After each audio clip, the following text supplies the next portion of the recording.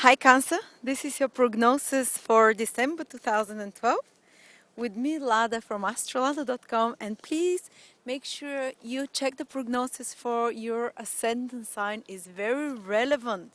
Is the more correct prognosis actually and more personal one, because the ascendant sign changes every 2 hours while the sun sign changes once every month. So everyone born in the same month of July mostly will be Cancer, but not everyone will have the same ascendant in you. Every 2 hours the ascendant, or even 1 hour the ascendant changes. So once you know the time of your birth, find it out from your mother, from birth certificate, go to my website astrolada.com and put your information to the birth chart calculator that I have, and check out underneath the table what is the ascendant sign that you have and the exact degree you have there, and it will give you a much fuller idea of the month coming ahead. And also check your moon sign. It's also very relevant. If what you're hearing about your ascendant sign doesn't resonate with you, it might be because a more powerful transit to your moon is actually to the exact degree of your moon is overpowering you, the prediction, because transit always more precise. And I always mention transits in the second part to particular degrees in the second part of prognosis, which is very powerful. So what is holding for you December, Cancers? Well, a lot of planets are moving from your fifth house into your sixth house. And the fifth house is the house of hobbies, having fun, joy, feeling more confident, and just being more, and it's not like having fun like getting drunk or escape is kind of fun, but it's just feeling more into your power, more playfulness, childlike energy, party kind of energy, more self-expressive energy. So you're feeling it part of November, the end of November, and part of December as well. But planets are slowly starting to move into the sixth house in part of December, and the sixth house has the energy of Virgo. So in you is being activated the energy of Virgo during part of December, which is like self-perfectionism, which is more self-criticalness, which is an eye for detail. So it will be a great period now to get a lot of important work done, which needs detail. It's not some grand work like making a great name for yourself, or getting accolades and being acknowledged. It's more like work which needs details, which is behind the scenes, which is you're perfecting your skills. Whether, even if it's not connected to your career, it can be any kind of self-perfection work, improving your handwriting, or improving your business somehow, working with the details, sorting those out. Or any kind of your daily routines, improving those. And these are the Virgo qualities. Virgo qualities are best for managing, for sorting out things, for fixing things, for improving things. So this is the period of self-perfection. That's why sixth house also rules routines and habits, health habits. And if you're not very careful with your health habits, when planets activate the sixth house, which is also the house of disease, then some weakness of the immune system can happen, or you might be feeling a bit under the weather. And if you're feeling in December a bit under the weather, it's a sign of your body that you're not living your life properly, that you're stressing somehow your body, that you've lost the balance in your life somehow, through unhealthy food, through unhealthy health routines, or through too much worrying. And that's why it's great to, when planets activate your sixth house, the universe wants to put your attention on improving your health and improving your regime, improving yourself, and you usually does that by a wake-up call. For other people, you just feel more like taking care more of yourself, of improving yourself, of being a little bit even hard on yourself in order to improve things in your life. And you can, as I said, you can improve things in your work, anything which needs gradual improvement. This is sixth house. And sixth house is the house of fixing things, so you can also fix practical things, and your attention will be fixed more into more practical areas of your life, like work, like service, like financial even matters, and but you're still having a few planets in your fifth house, so you can still have fun in December as well. You can still feel romance. Fifth house is romance, fun, bit of partying, creative hobbies, self-expression. So there is balance. It's not only work, work, work, and let me perfect myself and all. I'm so imperfect. I have to be better.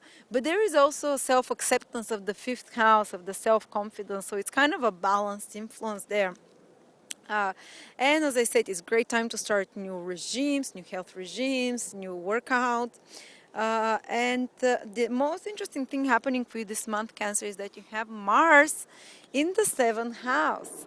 And the seventh house is the house of relationships. And especially if your ascendant is in Cancer, you will feel it. But the sun and moon as well, you will feel that there might be some tensions coming from partners, because Mars is a bit of an aggressive planet, a bit uneasy, rough around the edges. Imagine a warrior. Mars is a warrior going into the delicate, harmonious areas of relationship when everything should be fair and fair and square. And Mars is the planet of, I want you to do this, this is my will, and I want to impose the will on you. So you can be like that with people in your life with a bit more tension, creating more tension, or you can attract people in your life right now, or expressions of their energy, which is more martial. So people like being more willful with you, or trying to be a bit more bossy, or telling you what to do. uh, and it doesn't have to be too stressful. It's not a make or break relationship. It's not like the end of love affairs or the end of marriages type of transit, but it can stra- tauten a bit the energy between the people, any kind of people, even business partners, or even your clients. They can be a source of a bit of tension and irritableness. And it's not going to be throughout the whole month. It might be maybe for 3 or 4 days, because not for everyone. It's like when Mars is passing through the exact degrees of the seventh house, or opposite your moon or opposite your sun. So it's going to be just for a few days that you might feel more tension. But this also, Mars, because it's energy, a planet, it can increase your ambition, it can increase your drive, your assertiveness. So it can be good for some career projects. It can be good for some activities that are driven, that you need to be driven. But if you're having some scruffles with others, or some tensions, maybe it's a good time to work out a bit more, or to oops, to let go of some steam. And seventh house rules business relationship, business deals. So you can be a bit more aggressive in business deals as well.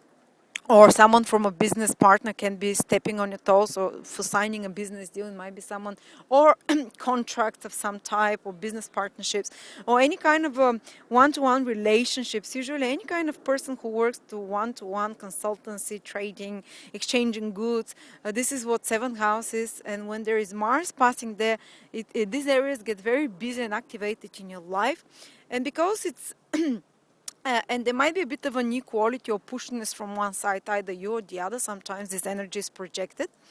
But you have to be wary about that. But it's nothing too scary, nothing too, nothing too extreme in any way.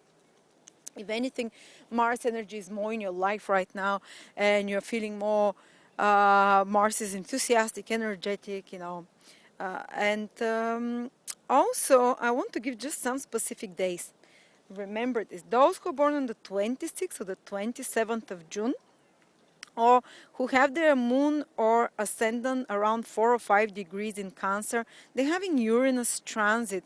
This is a very small number of Cancers, 26th, 27th of June, plus minus a day or two. And you've been having this transit of Uranus for 1 year now, and it's probably the last time Uranus hits your sun, ascendant, or moon. And Uranus, it's a life-changing transit. It's something that changes your consciousness, how you see yourself, your self-image, makes you want to find freedom, makes you want to find the authentic, makes you want to break through chains of restriction and to find your authentic path in life and to find who you truly are. So you no longer tolerate restrictions, and it might be like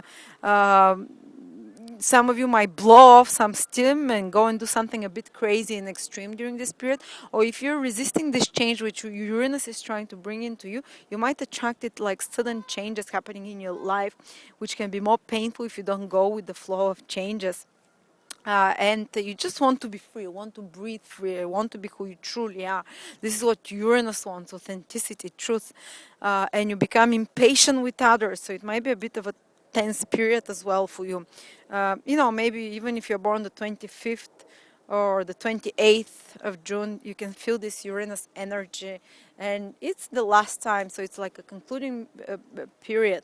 And it might be some separation. Uranus can bring sudden separations if it's your moon or your ascendant as well, or the sun, cutting off connections with people from the past, and that's it, because you want a newness and freshness in your life. Or if you're resisting it, it will come from outside without you wanting it.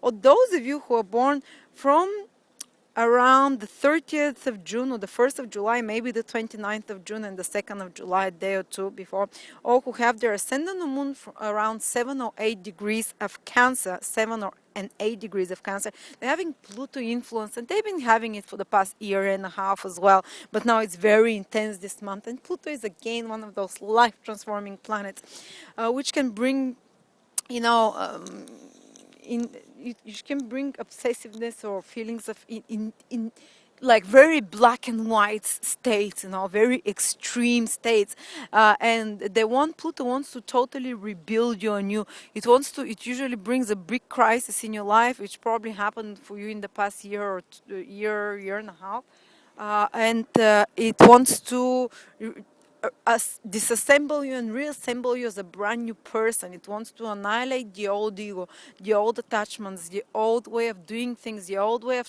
attracting things. And even if you're not getting rid of lots of people in your life or circumstances or career, what is happening is that you restructure the way you approach those, and you really change how you approach that. That's why a lot of new things come into your life, or you just approach them in a new way. But yeah, this is the finishing process of a period of 1.5 years of Pluto transit, which is quite intense now, so you can feel it. But anyway, it's just a very small number of Cancers.